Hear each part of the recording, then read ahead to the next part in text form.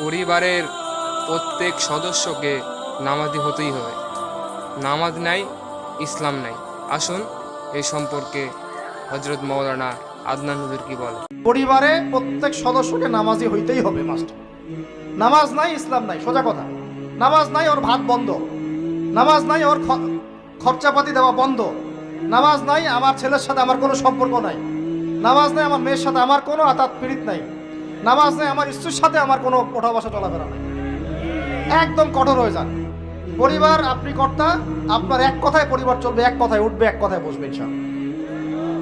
পরিবারের কর্তা আপনি, এক কথায় পরিবার উঠবে, এক কথায় বসবে। আমি আমার স্ত্রীকে পর্দায় রাখবো, কোনো মায়ের বেটার ক্ষমতা আছে ওকে বেপর্দায় বাইরে বের করবে? ও যদি বের হয়, ওর সাথে আমি সম্পর্কই রাখবো না, তালাক দিয়ে রেখে দিব, শেষ।